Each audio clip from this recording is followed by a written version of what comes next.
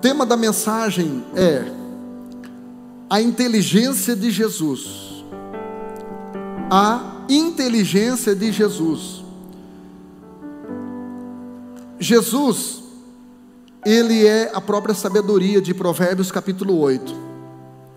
E desde criança, Jesus, ele se comportou de maneira muito inteligente. Muito inteligente. E eu gostaria de levar você a um entendimento nessa noite, de aprendizado acerca dessa inteligência, que nós possamos aplicar tudo isso na nossa vida. Inteligência não é um acúmulo de conteúdo. Inteligência é uma consciência de propósito. Vou repetir. Uma pessoa inteligente não é que ela tem um acúmulo de conhecimentos gerais. Uma pessoa inteligente é uma pessoa que ela tem uma consciência de propósito. Por que ela nasceu? Por que ela existe? Por que no meio de milhões de espermatozoides ela chegou no óvulo? Então, pastor, por que Deus nos dá inteligência? E é a nossa inteligência que nos difere dos animais. O homem, segundo a ciência, o que difere o homem, o ser humano, dos animais, é a inteligência. Por isso que nós estamos no topo da cadeia alimentar. Embora nós não temos a força do elefante, nós não temos a altura da girafa, nós não nadamos como o tubarão. Aliás, tem gente que água pelo joelho já pensa que vai morrer. Nós não temos a velocidade do guepardo, nós não voamos na altura da águia, nós não temos a coragem do leão, mas nós estamos no topo da cadeia alimentar. Por quê? Porque nós somos seres inteligentes. E não só inteligência, nós temos uma inteligência colaborativa. Porque só inteligência não resolve. Se você pegar um gênio na terra e colocar na flora amazônica ou na fauna africana, você vai ver que esse gênio não vai durar mais do que alguns dias. Mas se você unir algumas pessoas e essas pessoas usarem a sua inteligência de forma colaborativa, nós nos juntamos e matamos o leão, matamos o elefante, matamos o mamute e comemos carne o ano inteiro. Então, a inteligência que Jesus tinha era uma inteligência de serviência. É uma inteligência que o colocou na posição voluntária de servo. Servo, servir pessoas. Então, abra sua Bíblia comigo em Marcos capítulo 10. Marcos capítulo 10. Enquanto você procura, eu vou narrando o contexto. Marcos capítulo 10, no finalzinho, chega dois irmãos biológicos chamados Tiago e João, e diz assim: Senhor, nós queremos que o Senhor nos faça uma promessa. E ele perguntou: qual é a promessa? É o seguinte: quando nós morrermos, nós queremos que lá no céu o Senhor coloque eu à direita do Senhor, no trono, e o Tiago à esquerda. Jesus disse: vocês podem beber o cálice que eu bebo? Vocês podem passar pelo que eu vou passar? Eles disseram: sim, nós podemos. Aí Jesus disse: não, na verdade vocês vão beber o cálice que eu bebo, ou seja, vocês vão ter o tipo de morte que eu tenho também. Vocês também serão pessoas que serão mortas pelo Evangelho. Só que quanto a sentar lá, quem vai sentar na minha direita e na minha esquerda não depende de mim, já está determinado pelo meu Pai. Aí a Bíblia diz que os outros 12 queriam socar a batata dos dois. Os outros 12 começaram a ficar com raiva. Disseram: mas que folgados, estão querendo lugar de destaque. Então Jesus começa aqui no versículo 42 a falar essas palavras, que diz assim: mas Jesus, chamando-os a si, disse-lhes: Sabeis que os que julgam ser príncipe dos gentios, ou seja, os líderes dos gentios, dos não cristãos, dos não convertidos, deles se assenhoreiam, e os seus grandes usam de autoridade sobre eles. Versículo 43. Mas entre vós não seja assim. Jesus estava dizendo, vocês precisam entender que a liderança de vocês tem que ter outra conotação. Vocês não podem ter a mesma visão das pessoas do mundo. Vocês não podem entrar nessa competição de status. Vocês não podem levar a vida cristã de vocês para o lado do multinível. É como se Jesus estivesse dizendo, o patrão de vocês já exige isso. Essa briga acirrada por resultados, essa briga acirrada por grandeza. O triunfalismo já está pregando isso para vocês, já está ensinando, já está aguçando a vaidade humana. Mas com vocês não pode ser assim, vocês têm outro modelo, que sou eu, Jesus estava dizendo. Mas entre vós não seja assim. Antes, qualquer que entre vós quiser ser grande, será o vosso servo, será o vosso serviçal. E Jesus aqui não está falando de você se anular. Jesus não está falando aqui de você se apequenar para caber na cabeça de pessoas medíocres. Jesus não está falando aqui de você se anular. Jesus não está falando aqui de subserviência. Jesus está falando de você prestar um serviço com consciência do seu valor, de quem você é, de quem você representa para Deus e para as pessoas. Até aqui entenderam? Amém? Quem entendeu, levanta a mãozinha. Hoje eu estou carente, irmão, por favor, prega comigo. Versículo 42 diz assim, 44 diz assim: e qualquer que dentre vós quiser ser o primeiro, será servo de todos. Jesus está dizendo, você quer realmente se destacar? Sirva. A Negue Holanda, minha mãe já dizia, quem não vive para servir, não serve para viver. Se tornou inútil. E toda pessoa que se torna inútil na terra, morre mais cedo. Jesus disse, toda árvore que não dá fruto, é cortada e lançada no fogo. Pergunta para o irmão aí, você quer longevidade, irmão? Seja útil. Amém? Vocês estão bem queridos hoje. Versículo 45 diz assim, porque o Filho do Homem também não veio para ser servido, mas para servir e dar a sua vida em resgate de muitos. Pastor, o que é um resgate? É aquilo que se perdeu. Resgate é aquilo que foi raptado. Jesus estava dizendo, eu não vim para que vocês me servissem. Então entenda, irmão, eu não estou agora aqui servindo Deus, eu estou servindo você com essa palavra. Ou eu estou servindo indiretamente a Deus, servindo você. Jesus disse que naquele dia Ele vai dizer para mim, Jean, entra aqui, porque eu tive doente, tu me visitou. Eu tive preso, tu me visitou. Eu tive fome, tu me deu de comer. E eu disse, quando que isso aconteceu? Aí Ele vai dizer, quando vocês fizeram para a sua cidade Araranguá, você fez para mim. Você quer adorar a Deus, irmão? A melhor forma de você adorar o Salvador é servir o pecador. Pastor, mas o pecador não merece. Exatamente, assim como eu e você também não merecíamos. Por isso que é graça. Amém? Se a Simone estivesse aqui, ela não está? Eu queria chamar ela aqui agora para ela contar o que Deus falou para ela ontem. Ontem dentro daquela salinha, o louvor estava pegando, Deus falou para ela, vai lá e pede perdão para aquela moça. Aí ela disse, sério Deus? Deus disse, sério? Por que Deus? Deus disse para ela, porque você julga ela. Vocês julgam, vocês ajudam, mas vocês julgam. Vocês veem alguém com um smartphone e dizem, está pedindo, mas está com um celular mais top que o meu, hein? Você está ajudando, mas você está vendo, tênisinho da Nike, né, irmão?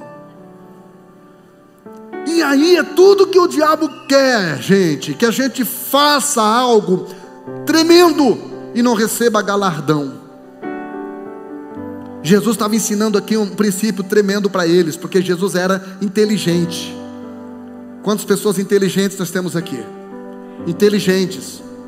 Jesus começa a ensinar um princípio para eles, dizendo: galera, deixa eu falar uma coisa para vocês. Vocês estão com uma mentalidade greco-romana. O que era uma mentalidade greco-romana nessa época? O tipo de liderança que a Grécia e depois sucessivamente Roma exercia, apresentava, era uma liderança de reis de súditos, senhor de servos, soberanos de vassalos. Jesus vem e quebra isso, e apresenta um outro tipo de liderança, que está lá em Apocalipse 19. Jesus vem e diz: eu não sou rei de súditos, eu sou rei de reis. Eu não sou senhor de servinhos, subservientes, eu sou senhor de senhores. Só que a diferença é que esse tipo de rei, de senhor, de líder que eu estou criando, é um tipo de rei, de senhor e de líderes que entenderam, que nasceram, assim como eu, não para ser servido, mas para servir pessoas e dar a sua vida em resgate de muitos. Isto é ser inteligente. Quando você entender isso, a forma que você vai gerir o seu tempo, a forma que você vai gerir o seu dinheiro, a forma que você vai gerir o seu talento, vai mudar. E consequentemente, os resultados, porque Deus vai entrar de sócio com você em tudo aquilo que você fizer. Amém? Glória a Deus.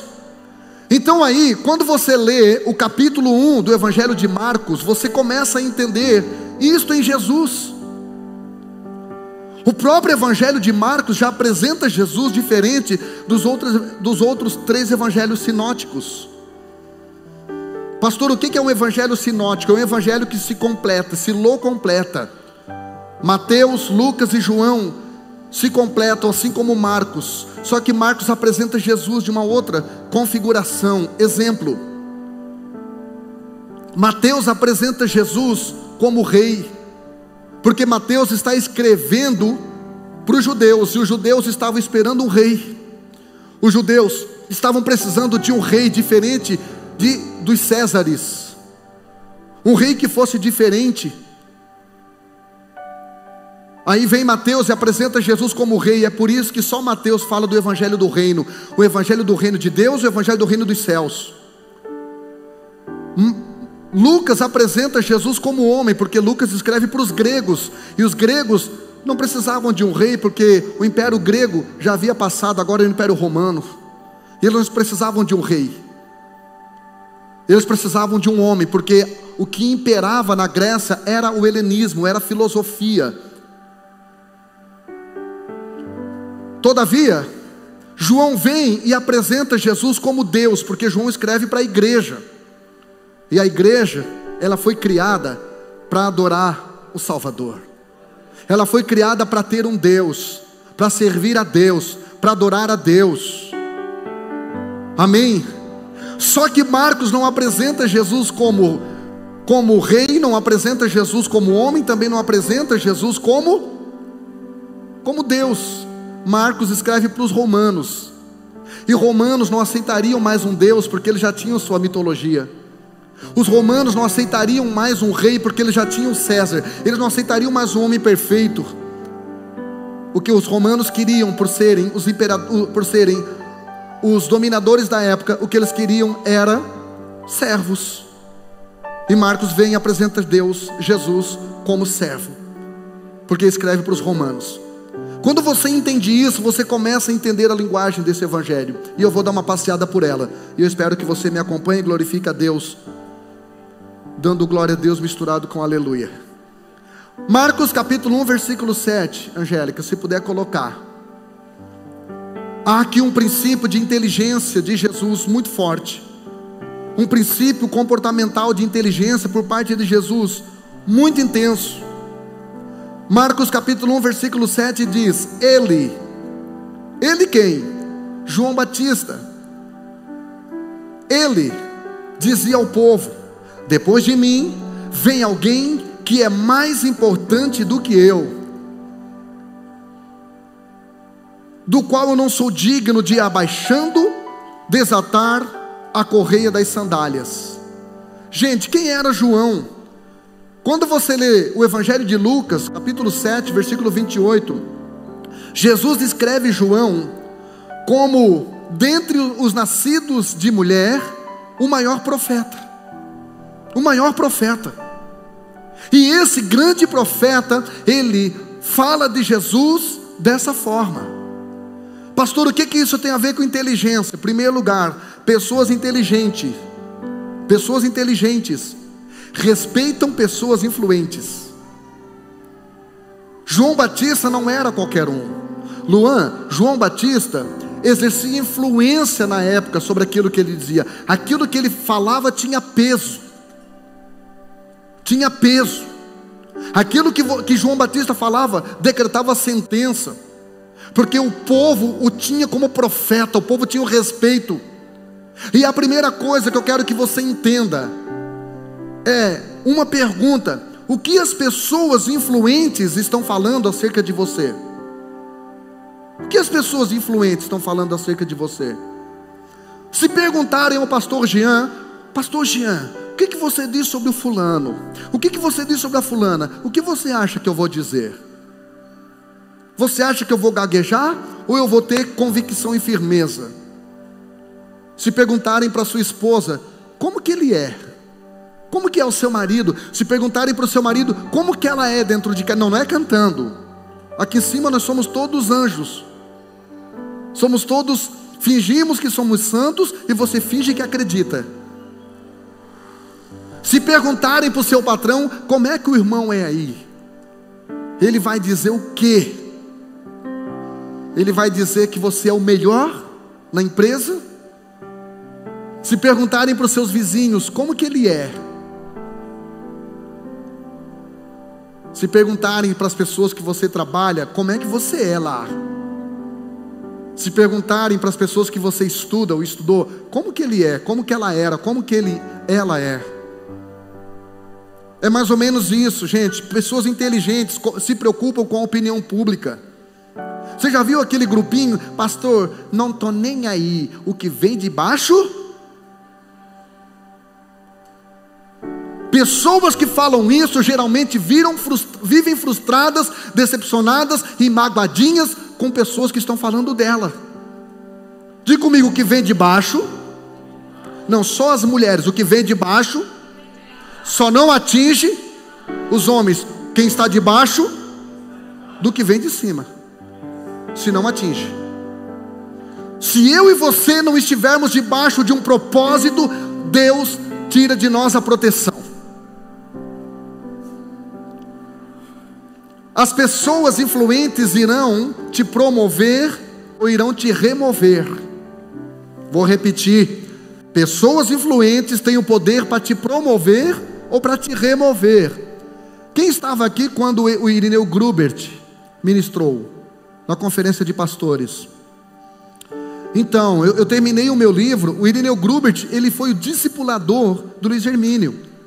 Ele mora porta com o Luiz Hermínio, porta com porta, no mesmo prédio, mesmo apartamento, no apartamento da frente.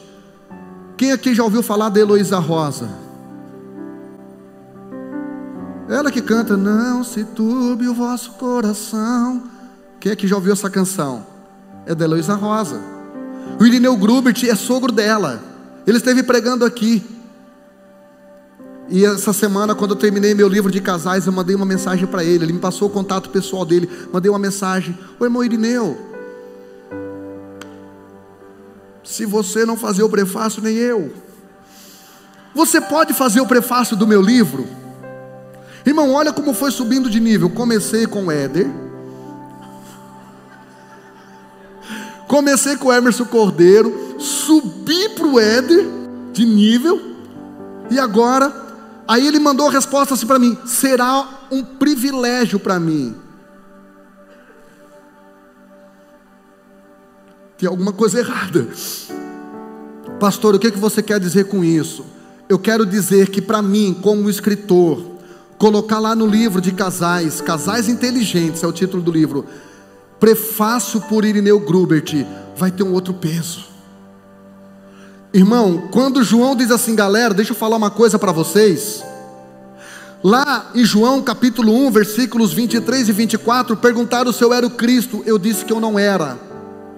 Eu disse que eu não era. Então, sabe por quê? Porque eu não sou digno de abaixado desamarrar o cadarço do sapatinho dele. Eu não sou digno, ele é mais poderoso, ele é mais importante do que eu. O que as pessoas influentes estão falando sobre a minha vida, vai por mim, se preocupe com isso. No Evangelho de Marcos, capítulo 8, versículo 27, Jesus chama os discípulos e pergunta, galera, vocês sabem que eu vim para salvar a humanidade, certo? Certo. Então, para eu salvar alguém, para eu converter alguém, eu tenho que ganhar a atenção dessa pessoa, certo? Certo. Eu tenho que ganhar o respeito dessa pessoa, certo? Certo. Aí ele pergunta, o que dizem os homens que eu sou?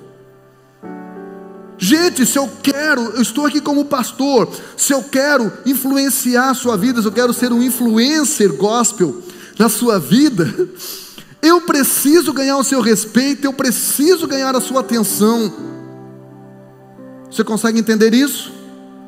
Pessoas inteligentes se preocupam com a opinião pública. O que os profetas estão falando sobre você? Angélica, por favor, versículo 11. Eu vou ficar só no Evangelho de Marcos, capítulo 1, versículo 11. Eu estou querendo que você entenda que pessoas influentes, aquilo que elas falam, precisa ser relevante. E vou mais profundo. Até mesmo pessoas que não são influentes, você tem que tomar cuidado com o que elas falam, para elas não amaldiçoar você. Não é lucro nenhum ter ninguém falando mal de mim. Agora, aquilo que as pessoas falam precisa ser relevante para mim. Mas aquilo que Deus fala precisa ser importante. Pastor, qual a diferença? Aquilo que é relevante é aquilo que eu preciso relevar. Aquilo que é importante é aquilo que eu preciso importar e colocar para dentro de mim. Vou repetir. Aquilo que pessoas de influência, pessoas de importância falam, precisa ser relevante para mim. Mas tem algo que precisa ser importante, que eu preciso colocar aqui dentro, que está no versículo 11. Diz assim: e ouviu-se uma voz dos céus que dizia, tu és o meu filho amado, em quem eu me comprazo, ou seja, em quem eu sinto prazer. Segundo posicionamento, a segunda coisa que uma pessoa inteligente precisa é saber aquilo que o céu está falando acerca de si. Gente, o que Deus fala a meu respeito? O que Deus está falando a meu respeito? Eu acho que às vezes Deus chega para os anjos, faz uma reunião e diz, galera, o pastor Jean está com um plano meio doido lá, e eu sei como é que está a situação do bolso de cada um, então acho que vocês vão ter que trabalhar um pouco mais.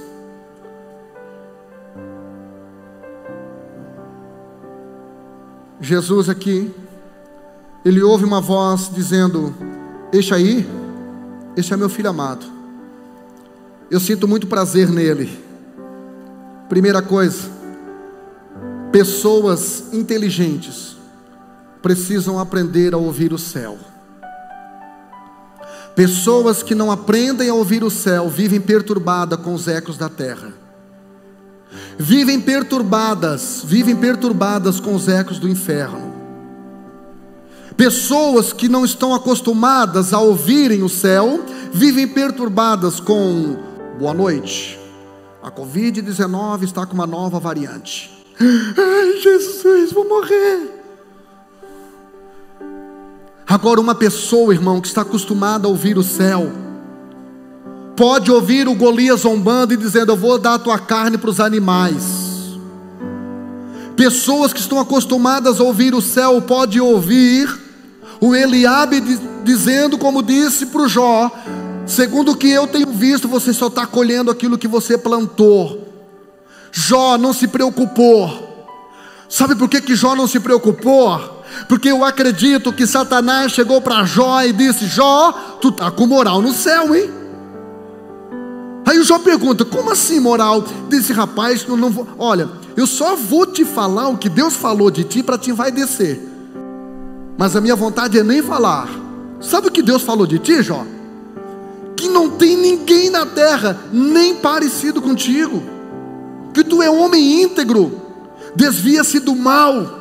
Irmão, quem ouve que Deus falou isso, foi a primeira vez que o pai da mentira mentiu, falou a verdade, aliás. Quem ouve Deus falando isso, vai se preocupar com uma mulher desviada, dizendo: amaldiçoa esse Deus e morre. Aí eu entendo porque que Jó teve convicção para dizer: tu fala como uma louca.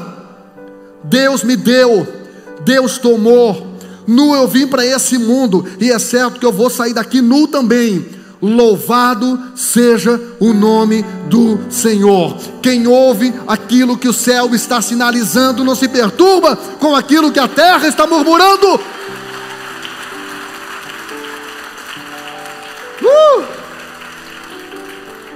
A opinião de pessoas influentes é relevante, mas a opinião de Deus é o mais importante. Irmão, Saul era relevante para Samuel, mas não era mais importante para Deus. Eu não quero ser apenas relevante na terra, eu quero ser importante para o céu, porque tem tantas pessoas famosas na terra, que o céu, irmão, não tem compromisso nenhum com essa fama. Olha o que diz a Bíblia a respeito de Saul. 1 Samuel capítulo 16 versículo 1, Deus disse assim para o profeta Samuel: Samuel, até quando que você vai ter dó do Saul, visto que eu tenho rejeitado? Irmão, sabe qual é o problema de alguns profetas? É que alguns profetas, eles têm um grupinho especial, que eles gostam mais, então eles são um pouco mais relevantes com esse grupinho. Alguns profetas, às vezes, eles são tão ríspidos com quem eles não gostam, mas com o grupo que eles gostam, pode até estar errado, mas aí passa a mão por cima. O Samuca estava desse jeito. Deus disse: ô Samuel, quando é que tu vai parar de ter dó do Saul? O Saul pode até estar sendo relevante para você, mas para mim ele deixou de ser importante. Eu o tenho rejeitado.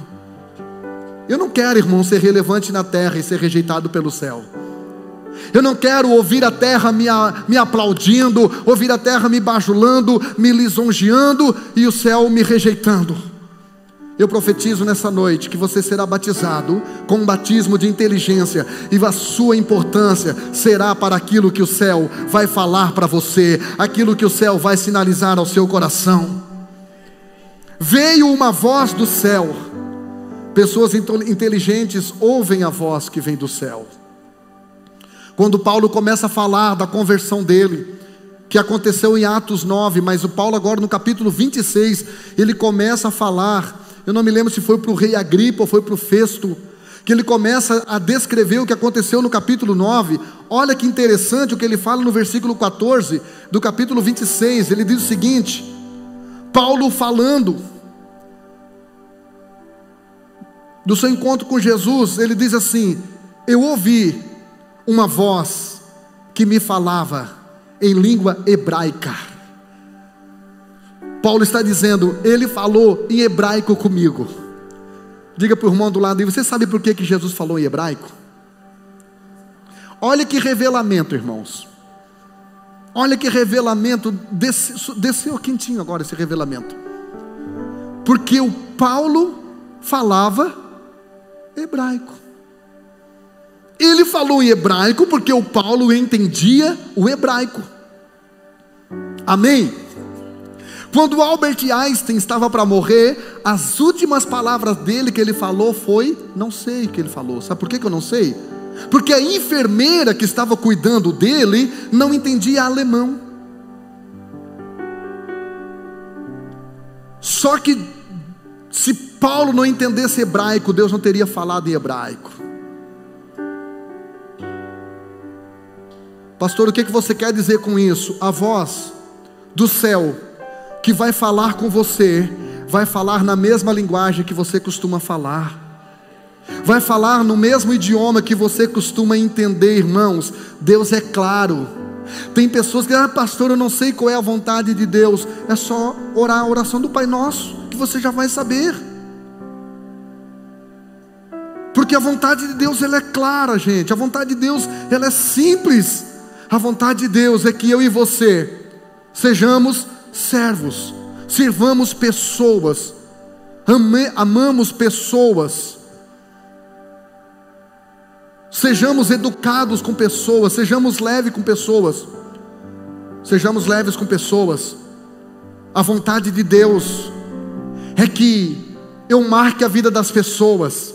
A vontade de Deus é que eu me torne inesquecível para a vida das pessoas. Pastor, como que eu me torno inesquecível para alguém?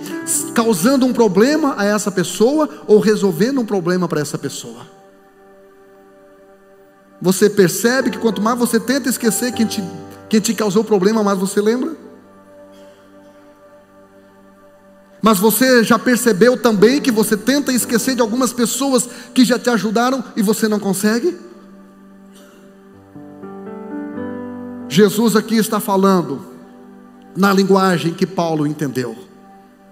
Com Jesus, Deus falou numa linguagem que Jesus entendeu. Qual é? Tu és o meu filho amado. Eu tenho prazer em você. Amém, gente? Tu és o meu filho amado. Pessoas inteligentes conhecem a voz do Pai. Pessoas inteligentes conhecem a voz do Pai. Eu lembro que quando às vezes eu chamava o Natan, e tem uma fase na idade dos filhos que eles caem a orelha deles e eles se tornam surdos. Foram só os meus. A Débora também. Teve um tempo que caiu a orelha dela, ela não conseguiu ouvir nada do que eu falava, gente. Um dia, lembrei agora, um dia a Débora chegou em casa, do colégio. É o povo que decide. Só a Duda não quer que eu fale. Ela estava escrito assim, ó, D-I-F.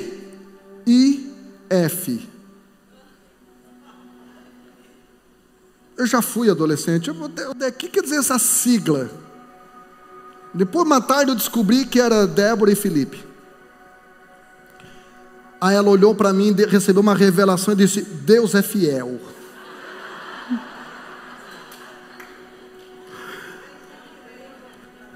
Voltando para a mensagem, eu dizia: Natan, e ele não escutava. Aí a Débora ia lá e dizia: Natan, o pai está te chamando. Voltava. Aí eu dizia de novo: Natan, ele não escutava. Aí a Cálita ia lá: o pai está chamando. Ele não vinha. De repente eu dizia: Natan! Dava um segundo e ele aparecia. Pastor, o que você quer dizer com isso? Uma coisa é você ouvir alguém na terra dizendo assim: ó, Deus tem um chamado contigo, Deus está te chamando. Você se faz de surdo, você procrastina, você deixa para depois.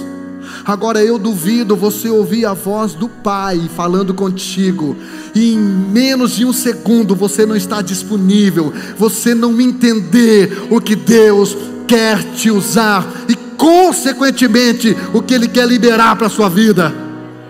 Então, pelo amor de Deus, seja inteligente, comece a dar ouvido àquilo que Deus, aquilo que o céu está falando no seu coração, aquilo que o céu está falando para você, ainda que tudo à sua volta pareça contrário, ainda que tudo à sua volta pareça negativo, ainda que todo mundo à sua volta diga que não vai dar certo. Quem ouviu a voz de Deus é mais ou menos assim, Romanos 4:17, Abraão creu no Deus que chama as coisas que não são como se já fosse. Quem ouviu a voz de Deus sabe, se Deus falou, já é, já aconteceu. Chora calamanda rabassurianda ramahaya. Então pare de correr atrás de profeta, irmão, de revelação. Pare com isso. Escute a voz de Deus. A voz de Deus vai ser numa linguagem que você conhece, numa linguagem que você entende, numa linguagem que você fala. Pessoas inteligentes vencem a tentação do deserto. Versículos 12 e 13, por favor, Angélica.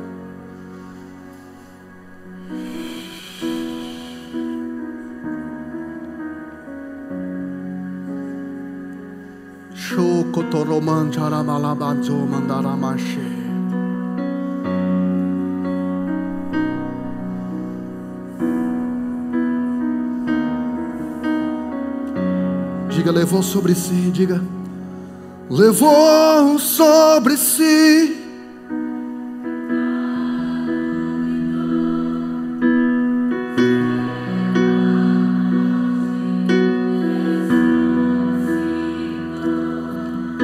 um amor assim.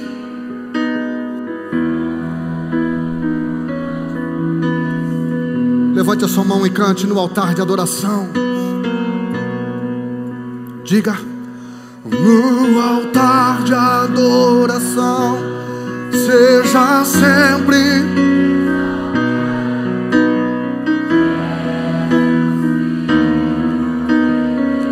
Ele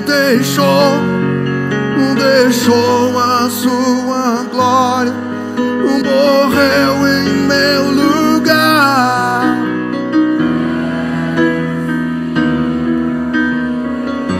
Seja exaltado, diga, engrandecido, seu nome é santo, e não há nada que apague o seu amor. A cruz de nós mesmos, a cruz me libertou, a cruz me libertou.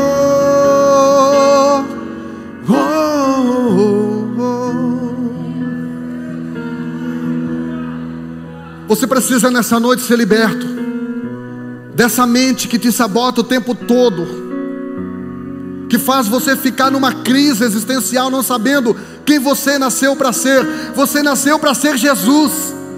As pessoas que olharem para mim, para você, precisam ver Jesus. Nós somos o corpo dele. Nós tornamos Jesus visíveis nessa terra. Aleluia. Versículos 12 e 13 diz: logo depois o Espírito Santo fez com que Jesus fosse para o deserto. Jesus ficou lá durante 40 dias, sendo tentado por Satanás. Ali havia animais selvagens e os anjos de Deus o serviam. Na minha tradução diz: cuidavam dele. Uma pessoa inteligente, irmão, ela tem inteligência para sobreviver no deserto.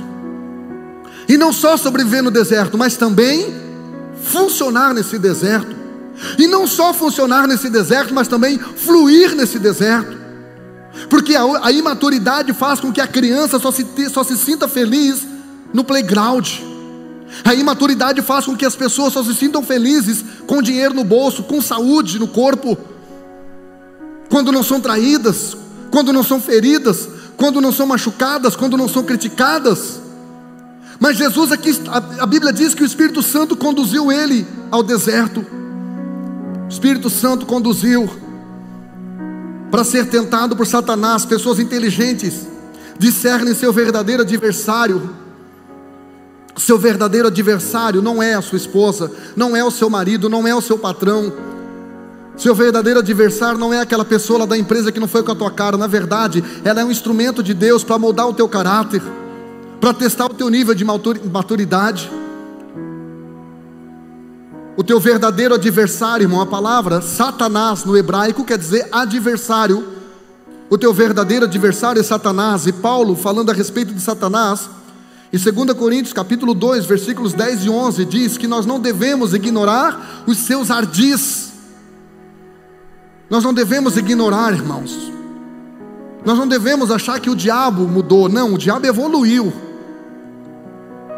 A serpente de Apocalipse capítulo 3 se torna um dragão, de Gênesis capítulo 3 se torna um dragão em Apocalipse capítulo 12. E como o diabo evoluiu, tem crente que está perdendo batalhas porque quer lutar as novas guerras com velhas armas. Não evoluiu também. Existem pastores que estão fechando igreja porque não evoluíram. Eles estão achando que estão pregando ainda para um povinho, irmão, que engolia qualquer coisa, que o pastor dava um grito e todo mundo já caía no... As coisas estão mudando. A igreja pós-Covid é outra igreja. Jesus aqui foi conduzido pelo deserto para ser tentado por Satanás. O Espírito Santo fez com que Jesus fosse para o deserto. Pessoas inteligentes entendem o processo do deserto. Pergunta para o irmão do lado: você entende o processo do deserto? João capítulo 1, versículos 22 e 23, a Bíblia diz que perguntaram para João: João, o que você diz de você mesmo? Eu te pergunto nessa noite, o que você tem dito de você mesmo? Porque tem gente, irmão, que só se bota defeito, só se bota para baixo. Tem gente que tem um espírito de comiseração. Tem gente, irmão, que não tem auto, não fala bem nem de si mesmo. Não dá nem para você dar um elogio. Pobre não sabe receber elogio. A gente diz: que sapato bonito. Já diz: comprei na promoção, ganhei.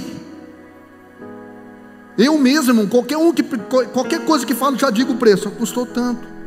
Que coisa de pobre isso, gente. Pelo amor de Deus, tem que se livrar disso.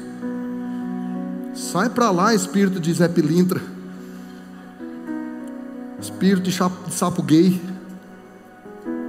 Perguntaram para João, em João o Batista, em João capítulo 1, versículos 22 e 23, o que você diz de você mesmo, criatura?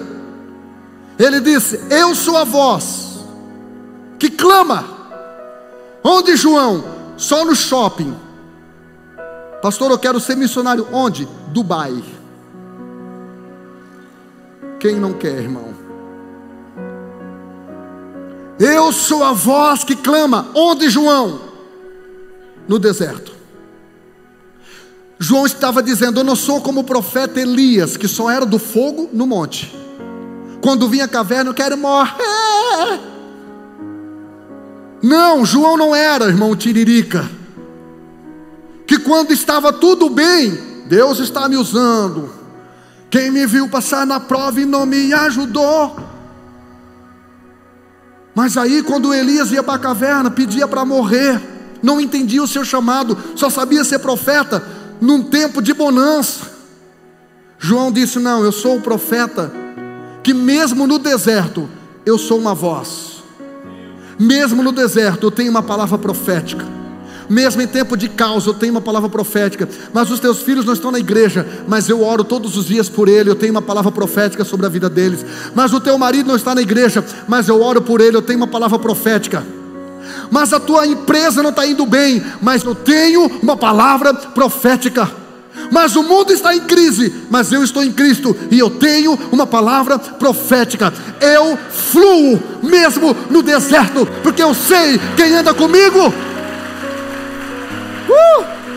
Eu sei quem está comigo. Glória seja dada ao nome do Senhor. E a Bíblia diz que os anjos de Deus cuidavam de Jesus. Na tradução que a Angélica colocou, diz: os anjos de Deus o serviam. Pessoas inteligentes percebem, irmão, o cuidado dos anjos de Deus. Hebreus capítulo 1, versículo 14 diz que os anjos de Deus são espíritos ministradores que agem em favor dos servos de Deus. Talvez você não veja, mas anjos de Deus estão cuidando de você. A Bíblia diz que o anjo do Senhor, ele se acampa, ele faz acampamento ao redor daqueles que temem a Deus. O Bruno disse que sofreu um acidente essa semana, né, Bruno? Pode ter certeza, quando a tua bicicleta subiu, os anjos seguraram. Eu creio nisso, irmão. Eu creio nisso. A Bíblia diz no livro de Hebreus que muitas pessoas no passado, sem saber, hospedaram anjos dentro da sua casa. Pastor, o que você quer dizer com isso? Você quer dizer que a igreja é repleta de anjos? Não, irmão, nós somos seres humanos, somos passivos a erros, a limitações, a falhas. Mas pode ter certeza que no meio dessa multidão, Deus pode usar um homem vestido de anjo para te abençoar e talvez você nem saiba. Anjos estão orando por você enquanto você dorme. Anjos estão intercedendo pela tua vida enquanto você está trabalhando. É por isso que a Bíblia diz no livro de Apocalipse que os 7 pastores da igreja, das sete igrejas da Ásia, a Bíblia os chama de anjo. Anjo. Então, irmão, nesse deserto que você está enfrentando, fique tranquilo. Fique tranquilo. Você não está sozinho. Você está com Satanás. Sim, Jesus estava com Satanás, sim.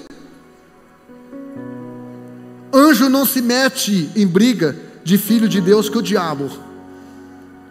Anjo, irmão, ele fica só aqui, curtindo, só vendo.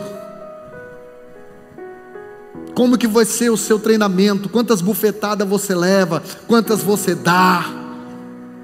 E o anjo fica ali com a toalha na mão. Se ele apanha muito, eu jogo a toalha para parar a luta. Satanás dá uma de cá, tu dá outra de lá. Ele pensa que tu vai cair, tu bambeia, dá uma no queixo. Porque lutar com a gente, irmão, Satanás, ele entra no ringue, Duda, conhecendo 1 Coríntios 15 e 57. Mas graças a Deus que nos dá vitória por nosso Senhor Jesus Cristo.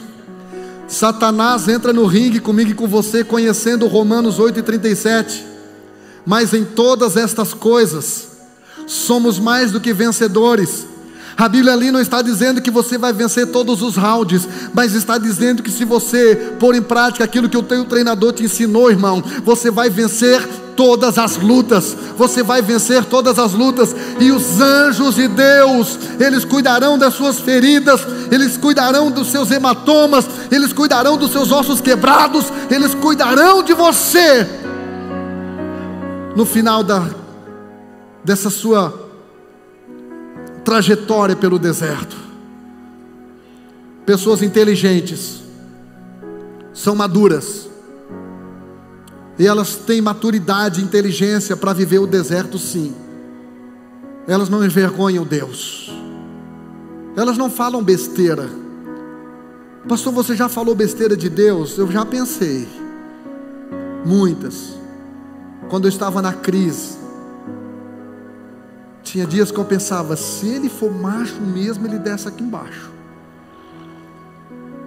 Eu vou fazer igual o Jacó fez com ele. Eu vou dar vou pegar, ele vai me deixar manco, mas que eu vou dar uns agarrão, uns apertão, vou. Quem que não passou por momentos de revolta? Quem que nunca passou por momentos? Qual é o filho que a mãe diz, não vai? Você sai, valeu, velha, você é linda, cheirosa. Quem de nós que às vezes Deus diz não? Aí você pensa, mas o que custa para Ele? É só deixar, não vai custar nada para Ele. Mas Ele não dá muita explicação, pastor Éder. Ele só pensa, eu sei que não vai custar nada para mim, mas se eu deixar, vai custar tudo para você. Então eu não vou deixar, eu vou te proteger, porque eu tenho algo melhor para você. Quem está entendendo essa palavra nessa noite? Eu tenho algo melhor para você. Quando Deus diz não para você, é porque o sim dele lá na frente é muito melhor. Aleluia. Glória a Deus. Pessoas inteligentes sabem se comunicar. Versículo 22, Angélica, diz assim: e maravilharam-se da sua doutrina, porque eles os ensinavam como tendo autoridade, e não como os escribas. Pastor, quem eram os escribas? Os escribas eram os copistas, eram os estudiosos da lei. Eles pegavam textos simples e ministravam de maneira profunda. A diferença de Jesus é que ele pegava textos profundos e ministrava de maneira simples. Pastor Amarildo vai lembrar de um tempo da igreja que o pregador ele só seria bom se ele trouxesse alguma novidade. Tinha que trazer algo que ninguém soubesse ainda. Os crentes eram tudo pescoço de girafa, irmão, só comiam altos sermões. Virou uma disputa. Quem que fala mais coisa diferente? Sabe qual foi o resultado disso? Uma enxurrada de heresias importadas dos Estados Unidos. E a palavra de Deus, o evangelho simples. E aí a gente vinha para a igreja, e a igreja, ela me tornava conhecedor de coisas extras bíblicas, mas ela não me tornava um marido melhor, um pai melhor, um empregado melhor, um patrão melhor. Não me preparava para a vida. Ela me levava ao transcendental, mas não me ensinava ao relacional. Não me ensinava a ser humilde, não me ensinava nem a ser humano. Jesus aqui, a Bíblia diz que ele ensinava. Diferente dos escribas, ele ensinava como tendo autoridade. Olha aqui para mim. O segredo de uma comunicação é o resultado que ela produz.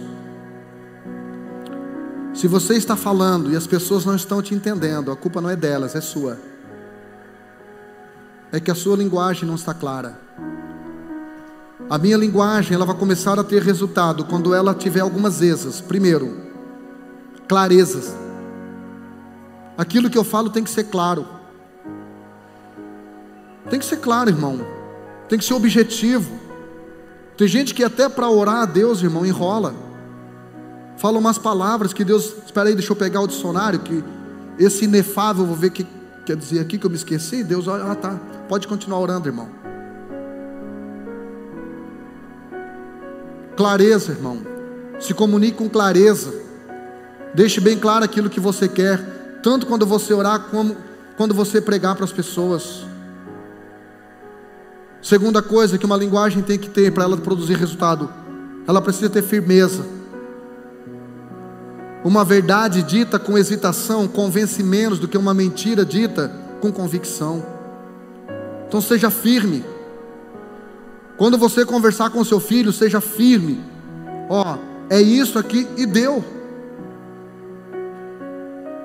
Tem mães que conversam com os filhos que parecem ter medo de apanhar. Pais que conversam com os filhos parecem ter medo que os filhos não gostem. Irmão, deixa eu falar uma coisa. Os teus filhos, dos 13 até os 17, vão odiar você. Vão odiar. E quanto melhor você o trata, pior fica. Outra coisa, uma comunicação para ela ter firmeza. Perguntou para a Aninha, amor? Ela disse, não, mamãe, capaz. Olha só, para sua comunicação produzir resultado, além de clareza e firmeza, tem que ter leveza. De novo, eu me converti, Gisele, numa época em que o pastor, ele fazia uma faculdade de grosseria para lidar com as pessoas, com a igreja. Uma faculdade de grosseria. Eu já vi cada coisa de pastores dentro da igreja nesses 30 anos, que se fosse hoje, o pastor apanhava na cara, depois do culto. E muito bem merecido. Os tempos estão mudando. Pastor hoje prega a verdade, prega. Como Jesus pregava a verdade. Mas Jesus usava um estilo de linguagem chamado eufemismo. Eufemismo. Pastor, o que é um eufemismo? É quando você diz para um careca que ele está com uma certa deficiência capilar.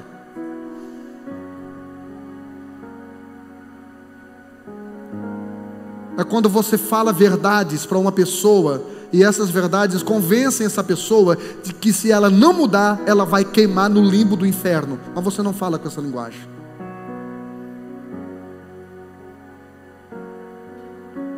Houve um tempo em que os pais achavam que os filhos tinham temor a eles. Não tinham. Tinham só medo.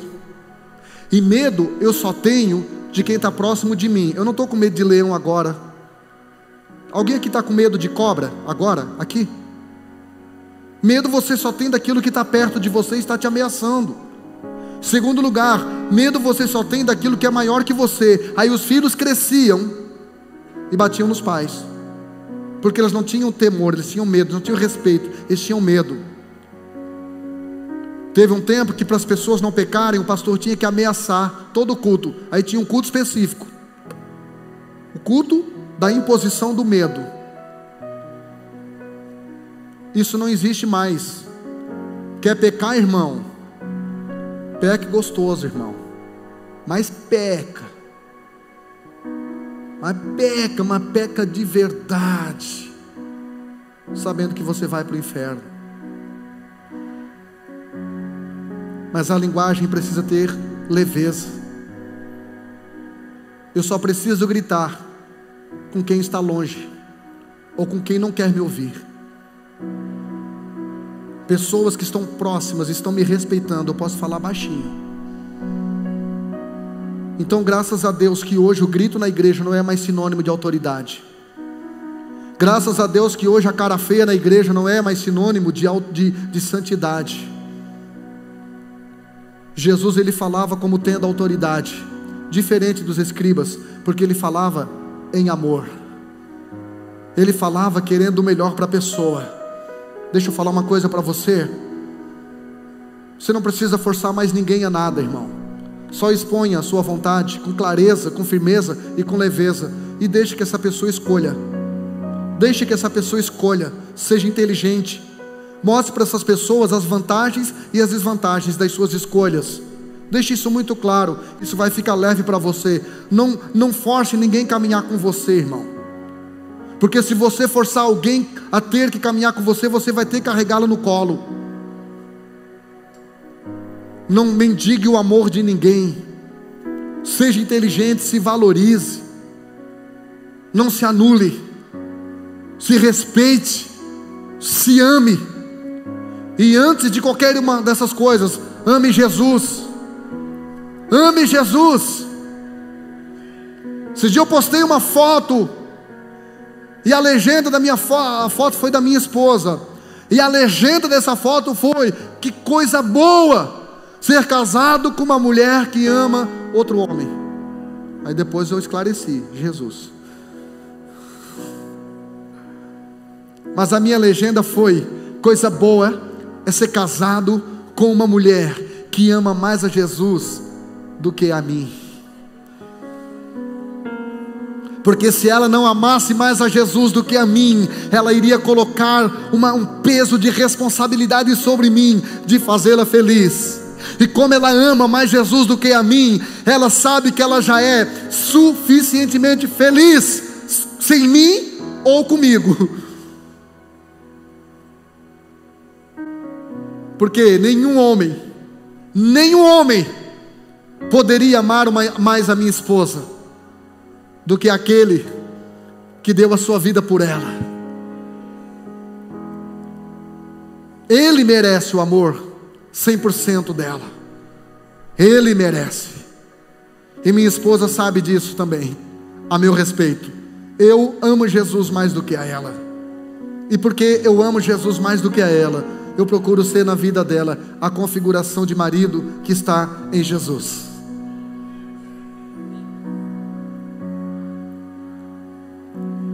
Então seja inteligente, irmão. Seja inteligente, assim como Jesus foi inteligente.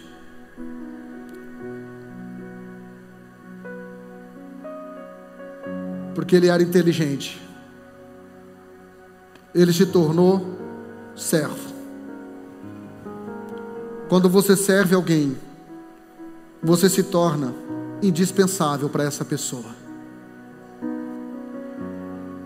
Um tempo atrás eu fiz uma reunião com a equipe de governo e sugeri para eles: vamos fechar a nossa igreja? Era uma enquete. Eles perguntaram: por quê, pastor? Eu disse: não, deixa eu explicar. Se a nossa igreja fechasse as portas hoje, a cidade de Araranguá perderia alguma coisa? O reino de Deus perderia alguma coisa com isto? Ou nós somos só mais uma placa disputando com outras placas?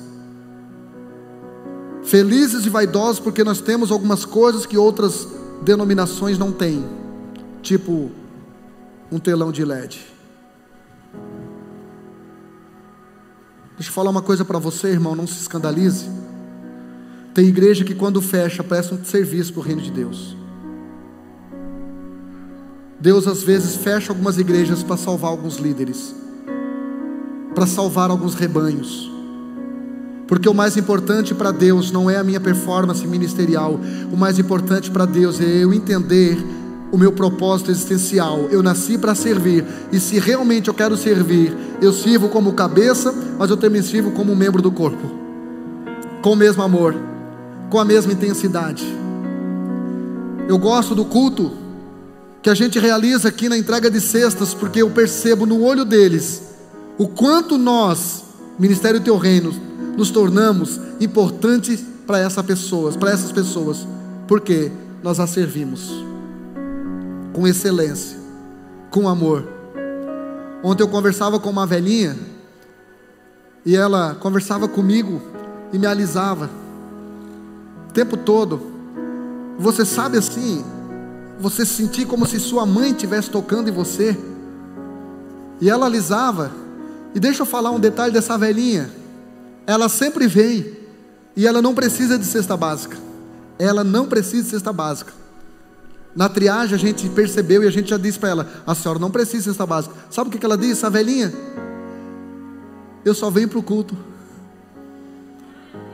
Eu sou de outra denominação, mas aí eu gosto desse culto. E se você vir nesse culto, você vai ver o pastor Jean prega diferente nesse culto. Porque aqui eu prego na pressão, irmão, de ter que impressionar alguns crentes no meio do povo. E para eles não. A Bíblia diz que para a alma faminta, o amargo é doce. Eu estou pregando, eles estão assim, ó. Quando eu começo a liberar palavras de esperança, palavras de mudança de mentalidade. Então, esta é a palavra dessa noite. Assim como Jesus, seja inteligente, sirva as pessoas, se torne insubstituível na vida das pessoas, se torne inesquecível na vida das pessoas. Tem um rei na Bíblia, eu não me lembro o nome dele. A Bíblia diz que quando ele morreu, ele foi sem deixar saudade. Você já pensou, irmão? Você sabia que eu já fiz cerimônia fúnebre? A banda pode subir. Vocês sabiam que eu já fiz cerimônia fúnebre, Július, que não tinha 4 pessoas para levar o caixão? 4 pessoas.